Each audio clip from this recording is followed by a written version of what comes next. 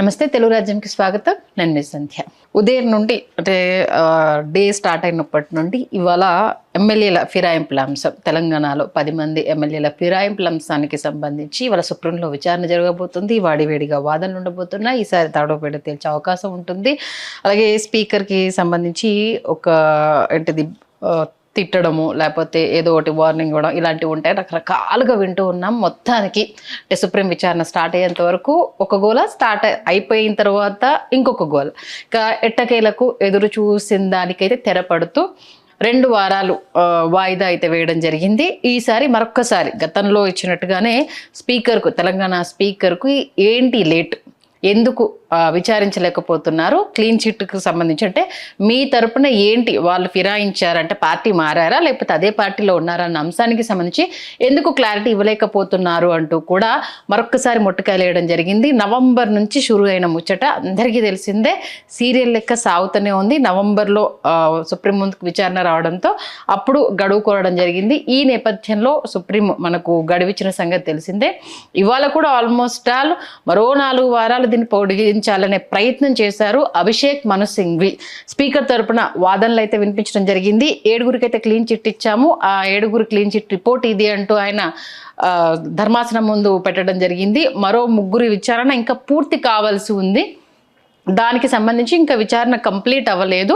కొంత సమయం ఇస్తే అది కూడా కంప్లీట్ చేసి ఇస్తాము అని అంటే ఎంత సమయం కావాలి? నవంబర్ నుంచి మీకు సమయం ఇచ్చా, నవంబర్, డిసెంబర్, జనవరికి వచ్చింది. ఒక 10 మంది ఎమ్మెల్యేలకు సంబంధించి కంప్లీట్ రిపోర్ట్ ఇవ్వడానికి మీకు ఎందుకు ఇంత టైం పడుతుంది అంటూ కూడా సుప్రీం సీరియస్ అవ్వడం జరిగింది. ఈ నేపథ్యంలో స్పీకర్కి అయితే ఖచ్చితంగా ఈసారి ఒకవేళ మీకు టైం కావాలి అని కోరుకుంటే ఈ 2 వారాల్లోగా దానికి సంబంధించి కొంత రిపోర్ట్ మాకు అందజేస్తే మీరు అందించిన రిపోర్ట్ ఆధారంగా చేసుకుని టైం ఇవ్వాలా లేదా అప్పుడు డిసైడ్ చేస్తాము అంటూ కూడా స్పీకర్ తరపున వాదనలు వినిపించిన అభిషేక్ మను సింఘ్వి అయితే చాలా క్లియర్ గా చెప్పడం జరిగింది. మొత్తానికైతే జస్టిస్ సంజయ్ కరోల్ అలాగే జస్టిస్ జార్జ్ల ధర్మాసనం నేపథ్యంలో అయితే ఈ విచారణ జరగడం జరిగింది. ఎందుకంటే బీఆర్ఎస్ తరపు నుండి ఇప్పటికే దీనికి సంబంధించి పార్టీ ఫిరాయింపులు అయిన తర్వాత అంటే పార్టీ కండువా మార్చుకున్న ఫొటోస్ కావచ్చు, ప్రెస్ మీట్లు కావచ్చు, వీళ్ళు చేసిన వ్యాఖ్యలకు సంబంధించి అనేక అంశాలను అయితే కోర్టు ముందు పెట్టడం జరిగింది. బట్ అందరికీ తెలిసిన విషయమే అల్టిమేట్ డెసిషన్. ఎంత సుప్రీం దగ్గరికి వెళ్ళినా స్పీకర్ ఏ డెసిషన్ ఇస్తాడో దాన్ని బేస్ చేసుకునే సుప్రీం నిర్ణయం ఉంటుంది తప్పితే స్పీకర్ను కాదని సుప్రీం డెసిషన్ తీసుకునే అవకాశం లేదు అన్న విషయము రాజ్యాంగబద్ధంగా ప్రతి ఒక్కరికి తెలిసిందే. బట్ ఇక్కడ ఏంటంటే స్పీకర్ ఎలాంటి విచారణ చేశాడు, విచారణ చేసిన నేపథ్యంలో అవతల వాళ్ళ వాదనలు ఏంటి, వాళ్ళు సమర్పించిన ఆధారాలు ఏంటి, దీనికి స్పీకర్ క్లీన్ చిట్ ఇచ్చిన పద్ధతి ఏంటి, రాజ్యాంగబద్ధంగా ఫిరాయింపు చట్టాల ప్రకారం కావచ్చు, ఎన్నికైన దగ్గర నుంచి ఆ తర్వాత జరిగిన పరిణామాలకు సంబంధించి వీళ్ళు ఏమేమి మాట్లాడి వీటన్నింటినీ పరిగణలోనికి తీసుకుని ఏ ఆధారాలను బేస్ చేసుకొని ఏ ప్రామాణికాలను బేస్ చేసుకొని వీళ్ళకు క్లీన్ చిట్ ఇవ్వడం జరిగింది అన్నది రాజ్యాంగబద్ధంగా మాత్రమే సుప్రీం విచారణ చేసే అవకాశం ఉంటుంది. అయితే మొదటి నుంచి అనుకుందే ఇది ఇప్పుడప్పుడే ఒడిసే చిట్టా కాదు, ఆల్మోస్ట్ అది మళ్ళీ వెళ్ళినా స్పీకర్ ముంగిట్లకే పోతుంది, స్పీకర్ డెసిషన్ ఫైనల్ అవుతుంది, ఇదంతా అందరికీ తెలిసిన విషయమే. బట్ ఏంటంటే ఈసారి బీఆర్ఎస్ పట్టు వదలని విక్రమార్కుడు అంటే మీరు నేర్పిన విద్య నీరజాక్ష అన్నట్టుగా గతంలో మీరు చేసింది ఇప్పుడు మీకు జరిగింది. ఎందుకంటే మీరు పార్టీ ఏంటిది 2014లో బీఆర్ఎస్ పార్టీ అంటే టీఆర్ఎస్ పార్టీ ఎలక్ట్ అయిన తర్వాత ఏం చేశారు, ఒక పార్టీ ఉండకుండా భూస్థాపితం చేయాలి అనేసి అందులో ఉన్న ఎమ్మెల్యేలను లాక్కున్నారు. మనకు అపోజిషన్ ఉండొద్దు అంటూ కాంగ్రెస్ ఉన్న మరికొంతమందిని లాక్కున్నారు. మేము గట్టిగా అవ్వాలనుకున్నారు, అది స్టార్ట్ అయింది కాబట్టి అప్పుడు మీరు చేసినప్పుడు కరెక్ట్ అనిపించినప్పుడు ఏంటి పార్టీ ఇంకా మంచి పాలన అందించాలనుకుంటున్నా అది అంటూ ఏవో ఒక మాటలు చెప్పేశారు. అప్పుడు జరిపోయింది. కాకపోతే అప్పటికిప్పటికి తేడా ఏంటంటే అప్పుడు దీని గురించి గట్టిగా ఫైట్ చేసిన వాళ్ళు తక్కువ అని చెప్పాలి. బట్ ఈసారి బీఆర్ఎస్ దీన్ని గట్టిగా పట్టుకుంది కాబట్టి ఇది పెద్ద డిస్కషన్ అవుతుంది. ఏంటి సుప్రీం ఈ ఫిరాయింపులకు సంబంధించి అంటే ఒక పార్టీ మీద గెలిచి ఏంటిది మేము ప్రజల కోసము దానికోసం మేము పార్టీ మారుతున్నాము అంటూ కూడా ఈ సాకులు చెప్పే వాళ్లకు, గెలిచిన పార్టీని వదిలి ఇంకో పార్టీకి వెళ్తున్న వాళ్లకు ఒక్క దగ్గర ఈ తీర్పు వస్తే మిగతా అన్ని రాష్ట్రాలకు వర్తిస్తుంది కాబట్టి ఈగర్గా అయితే మిగతా రాష్ట్రాలు కూడా దీనికోసం వెయిట్ చేయడం జరిగింది. బట్ అన్ని రాష్ట్రాలకు సంబంధించి స్పీకర్ అల్టిమేట్ డెసిషన్ అందరికీ తెలిసిన విషయమే.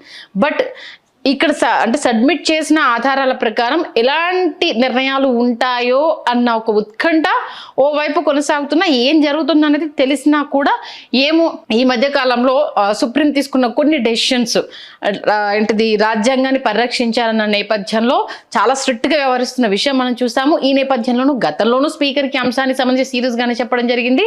ఇప్పుడు కూడా చాలా సీరియస్ గానే స్ట్రాంగ్ గా కౌంటర్ ఇవ్వడం జరిగింది. ఇన్ని నెలలు టైం ఇచ్చాము, సరిపోలేదా, ఇంకా ఎంత టైం కావాలి, మిగతా ముగ్గురు గురించి విచారణ జరపడానికి అసలు ఎందుకు ఇంత జాప్యం చేస్తున్నారు అంటూ కూడా ఒక ఇంత సీరియస్ అయ్యారు. ఈ నేపథ్యంలోనే గతంలో చేసిన ఘాటు వ్యాఖ్యలని ఇప్పుడు మరొకసారి గుర్తు చేసుకుంటే సేమ్ సీన్ రిపీట్ అయిపోయింది.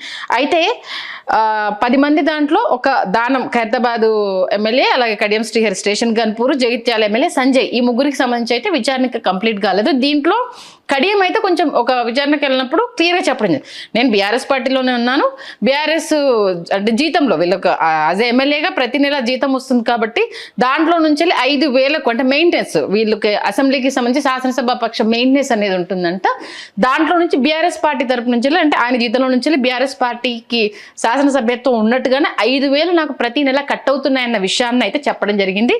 నాకు మరికొంత సమయం కావాలి అంటూ స్పీకర్ను కోరడంతో ఆగిపోయింది. ఇక దానం నాగేందర్, జగిత్యాల ఎమ్మెల్యే సంజయ్ ఇప్పటి వరకు స్పీకర్ ఎదుట ఏంటిది విచారణకు హాజరు కాలే. దీంట్లో దానం ఆల్మోస్ట్ రాజీనామా చేయడానికే సిద్ధపడ్డాడు, ఉప ఎన్నికకు వెళ్ళాలనుకుంటున్నాడు అంటూ కూడా ఈ డిస్కషన్ స్టార్ట్ అయినప్పటి నుంచి వినిపిస్తున్న విషయమే.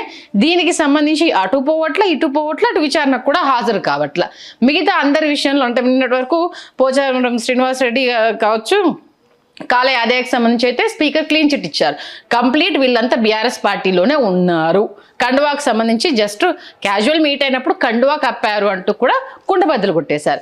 7 విషయంలో క్లీన్ చిట్ ఇచ్చినప్పుడు ఈ 3 విషయంలో మాత్రం ఎందుకు ఇంత జాప్యం జరుగుతుంది, సమయాన్ని ఎందుకు వృధా చేస్తున్నారు అంటూ కూడా సుప్రీం సీరియస్ అవ్వడం జరిగింది. అయితే ఇప్పుడు దీనికి సంబంధించి ఇది అయిపోతే విషయం అయితే కాదులే, మళ్ళా 2 వారాల తర్వాత దీన్ని ఇంకా సాగదీస్తారు.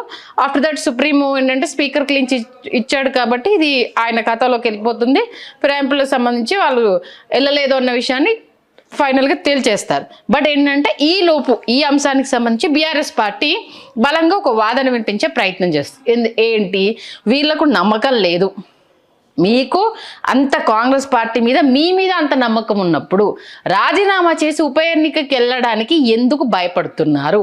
ఈ నేపథ్యంలో అటు కేటీఆర్ చేసిన ఒక ట్వీట్ ఇప్పుడు డిస్కషన్, అంటే ఆయన ఒక ట్వీట్ చేశాడు కేటీఆర్, ఏమని, రాజ్యాంగం కూని అయిపోయింది, కాంగ్రెస్ నాయకులు రాహుల్ గాంధీ అటు సీఎం రేవంత్ రెడ్డి కలిసి తెలంగాణలో రాజ్యాంగాన్ని అడుగడుగున అవహేళన చేస్తున్నారు అంటూ ఆయన మండిపడడం జరిగింది. ఎటువంటి సిగ్గు లేకుండా ఫిరాయింపుదారులను వెనుకేసుకొస్తున్నారని విమర్శించారు.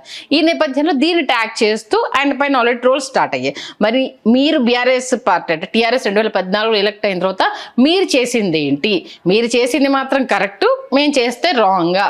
వాళ్ళు ఏంటి అభివృద్ధి కోసము మీ దగ్గర బానిసత్వాన్ని సహించలేక ఇంకా జీ హుజూర్ అనుకుంటూ మీ దగ్గర ఎందుకు సలాం కొట్టాలి అంటూ బయటకు వచ్చేసి మాకు పార్టీలో సరైన సముచిత స్థానం కల్పించట్లేదు, మమ్మల్ని గుర్తించట్లేదు అనేసి బయటకు వచ్చారు.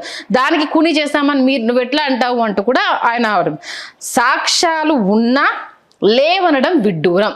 అసలు వాళ్ళు పార్టీ ఫిరాయించారు అనడానికి ఎలాంటి సాక్ష్యాలు లేవు అంటూ అటు స్పీకర్ క్లీన్ చిట్ ఇవ్వడంతో సాక్ష్యాలు ఉన్నా లేవు అనడం విడ్డూరం. ఎమ్మెల్యేలు పార్టీ కండువాలు కప్పుకున్న ఫోటోలు, వీడియోలు సోషల్ మీడియాలో ప్రత్యక్షంగా కనిపిస్తున్నా, వాళ్ళు మాట్లాడే మాటలు వినిపిస్తున్నా తగిన సాక్ష్యాలు లేవు అని స్పీకర్ చెప్పడం అసెంబ్లీ పవిత్రతను అవమానించడమేనని ఆయన చెప్పడం జరిగింది. అంటే ఈ విషయానికి సంబంధించి అయితే వీళ్ళ బలం కూడా అదే, అంటే కండువా కప్పుకున్నది కావచ్చు, మేము పార్టీతో ఉండలేకపోతున్నాము అనేసి బయటకు వెళ్ళిపోతున్నామని కావచ్చు, మా నియోజకవర్గ అభివృద్ధి కోసమే మేము ముందుకెళ్ళాలనుకుంటున్నామంటూ చెప్పిన మాటలు కావచ్చు, ఇవన్నీ ఇప్పుడు ఈయనన్నదానికైతే కొంత అంటే కోర్టులో నిరూపించుకోవడానికి యాడ్ ఆన్ అవుతాయి. దీంతోపాటు ప్రజాక్షేత్రంలో ఓటమి తప్పదు, ఈ ఎమ్మెల్యేలు ఇప్పటికే ప్రజల దృష్టిలో తమ గౌరవాన్ని కోల్పోయారు, వారిని మాజీ ప్రతినిధులుగా కేటీఆర్ ఇక్కడ చెప్పడం జరిగింది. ఉప ఎన్నికలకు భయపడే ప్రభుత్వం ఇలాంటి నిర్ణయాలు తీసుకుంటోందని ధ్వజమెత్తారు. అంటే మీ మీద మీకు నమ్మకం లేదు కాబట్టే ఎక్కడ ఎలాంటి సాకులు దొరికితే ఎక్కడ మాఫీ చేసుకోవాలన్న పద్ధతిలోనే ఉన్నారు తప్పితే అదర్వైజ్ అయితే ఏ కోసానా మీ మీద మీకు నమ్మకం లేదు, పోయిన వాళ్ళకు కూడా అంటే పార్టీ మీద నమ్మకం లేదు, వాళ్ళ మీద వాళ్ళకు నమ్మకం లేదు, పార్టీకి వీళ్ళ మీద నమ్మకం లేదు అన్నట్టుగా ఒక కంప్లీట్ పిక్చర్ని అయితే కేటీఆర్ తన ట్వీట్ ద్వారా తీసుకురావడం జరిగింది. సాక్ష్యాలు లేవని స్పీకర్ అంటున్నారు, ప్రజల కళ్ళకు కనిపిస్తున్నవి సాక్ష్యాలు కావా అంటూ ఆయన క్వశ్చన్ చేయడం జరిగింది. సాక్ష్యాలు లేవని నువ్వు ఇట్లా చెప్తున్నావు, నీ సిగ్గుగా ఎట్లా అంటున్నావు, ఇన్ని సాక్ష్యాలు పెట్టుకొని ఎవరిని మభ్యపెడుతున్నావు? మొత్తానికి ఫిరాయింపుల అంశము ఇవాళ అలా మొదలయ్యి విచారణ వాయిదాతో ఇలా ఎండ్ అయిపోయింది. చూద్దాం మరి రాబోయే రోజుల్లో నిజంగానే జంప్ అవడానికి ఎమ్మెల్యేలు రెడీగా ఉన్నారా? 2 వారాలు అని అంటే ఇక జనవరి ఎండింగ్ వేసుకోండి, ఆల్మోస్ట్ ఆల్ ఇవాళకి సగం మంత్ అయిపోయింది, ఇంకో 2 వారాలు ఉంది కాబట్టి మోస్ట్లీ మనకు ఫిబ్రవరి 1st వీక్లో ఇది విచారణకు వచ్చే అవకాశం ఉంటుంది. ఫిబ్రవరి 1st వీక్లో వీళ్ళు సమర్పించే ఆధారాలు కనుక మళ్ళీ సబ్మిట్ అయిపోతే 2 వారాలంటే ఫిబ్రవరి ఎండింగ్లోకి వచ్చేస్తుంది. ఫిబ్రవరి ఎండింగ్ నుంచి మళ్ళీ అది ఎక్కడికి షిఫ్ట్ అవుతుందో అనేది ఇక చెప్పుకుంటూ పోతే ఒక సీరియల్ అవుతుంది, ఇది అందరికీ తెలిసిన విషయమే. కాబట్టి చూద్దాం ఇంకా ఎలాంటి దీనికి సంబంధించి వ్యాఖ్యలు అంటే విమర్శ ప్రతి విమర్శ రాజకీయంగా ఇవన్నీ కామన్గా ఉంటాయి కాబట్టి ఇంకా ఏమేం ఘాటు వ్యాఖ్యలు మరి అటు బీఆర్ఎస్ పార్టీ నుంచి వస్తాయి అనేది కేటీఆర్ ఒక్కరే స్పందించారు. ఇంకా ఇవాళ నుంచి ఇంకా స్టార్ట్ అవుతాయి కాబట్టి మరి ఎలాంటి కామెంట్స్ చేస్తారో వాళ్ళకి ఎలాంటి కౌంటర్స్ వస్తాయో చూద్దాం.